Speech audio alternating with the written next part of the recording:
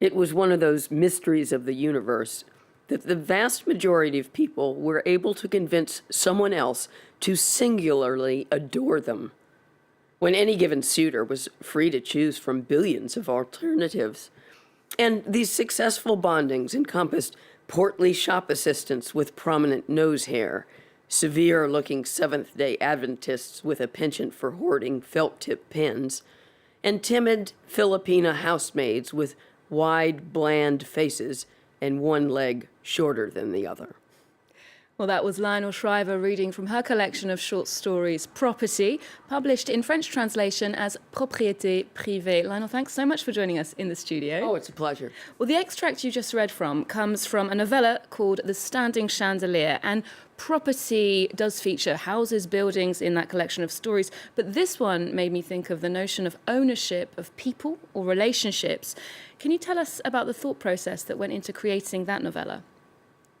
Well, it's about a triangle, and of course that is literature's favorite shape, and the most problematic geometry in real life. It's about two best friends. They've known each other for 25 years. They used to be involved with each other because it's a man and a woman. And then the man falls in love with someone else and wants to get married, and it turns out that his fiancée detests the best friend, and at a certain point says, look, I've had it. There's something funny going on with you two, and it's her or me.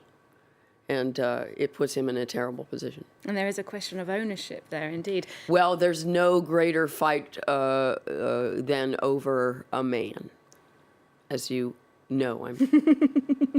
Many people would agree. Well, there's a noticeable contrast in this collection of stories between characters of different generations. I saw what people might call the conflict between baby boomers and millennials, or how they're often reserved people who could buy houses and people who likely won't. How do you see the political and cultural divide between these two age groups? Well, they are, I think we're more antagonistic generationally than we've been in some time. And some of that is economic, and some of it has to do with property. I think young people are rightly resentful that it's much more difficult for them to buy a house than it was for their parents. But I therefore look at this in domestic terrorism. It's the story. I look at what it's like when a man in his 30s refuses to leave home. And I'm kind of hard on him, as I would be, because I think that's generational. But at the same time, he's pretty worthless. And the story does take care to express sympathy with millennials who haven't left home because they're paying off student loan debt. And, and the cost of renting is way too high. So I am sympathetic, actually. But then there's the other case of someone who just doesn't want to grow up. Indeed, I wanted to bring up that story, domestic terrorism, because it does juxtapose those two generations to great comic effect. But there's a much more serious issue in the background. There is a middle-class American family, but the other serious issue is the migrant crisis, which has dominated European headlines and at the southern border of the United States as well. What made you want to bring that reality into that story? Well, for one thing, I'm looking at the power of helplessness. That is, power of weakness. I like that irony. Because when someone throws themselves on your mercy, then if you want to have regard for yourself as a decent person, then in fact you are the one who's helpless. You have to help them. And I am also contrasting what's going on with the boy who won't leave home. He's obviously in much more privileged circumstances than the refugees, and as a consequence, he really resents them because they've got it harder than he does, and he wants to be the refugee. Indeed. Well, the issue of borders and immigration has been at the centre of a row in the publishing industry recently, sparked by the novel American Dirt. Its author, Janine Cummins, has been accused of exploiting the tragedy of Central American migrants and misrepresenting her Mexican characters. A collective of more than 130 writers have urged Oprah Winfrey to rescind her endorsement of the book. Well, the issue's reignited the debate about cultural appropriation, something that publishers are increasingly wary of. And as such, booksellers are conscious of these questions too. And some professionals are offering their services as sensitivity readers. Let's hear from one of them. He actually had a main character who was African American, and he thought that he had, created, this character to be outspoken, to be the leader of the community, but in reality, that character was full of stereotypes and could have been read as very offensive to people. We generally don't pull books, although publishers have pulled books before they come out. I think particularly in young adult fiction, there is a lot of controversy right now. And again, I think we're all kind of figuring out together what the new guidelines should be, and walking that very fine line between depicting characters who make bad moral choices and who hold reprehensible beliefs and associating those with the author, who may hold very different beliefs. Now, Lionel, you've spoken about the criticism of cultural appropriation, the dangerous limits it could impose on the writing of fiction, as well as this idea of offendedness being used as a weapon. Where do you think this hypersensitivity is coming from, and what is the reasonable response to it? Well, it's obviously coming from this larger identity politics movement with which I have all kinds of problems. And, of course, in the perfect world, I think I would simply ignore it. But the clamor has grown loud enough that I think it's now important for writers to stick up for themselves and to defend the rights of the imagination.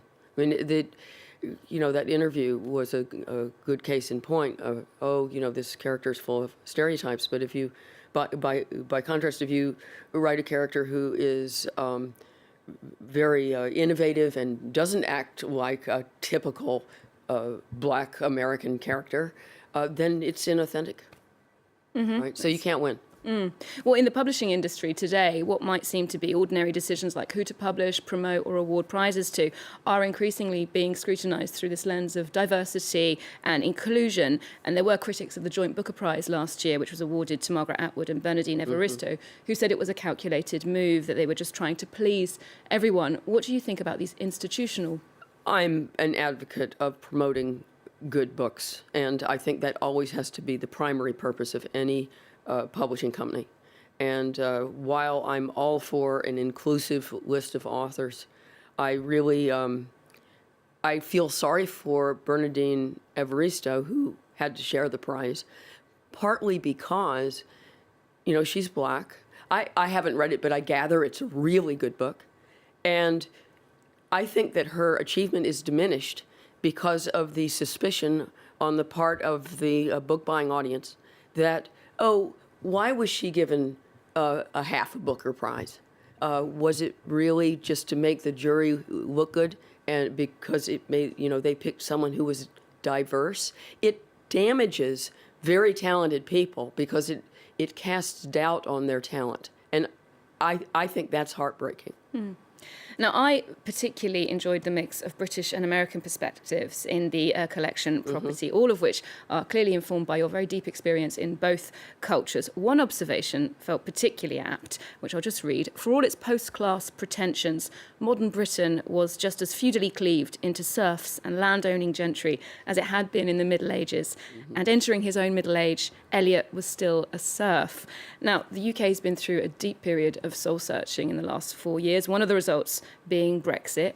How did you see that as a sort of outside observer?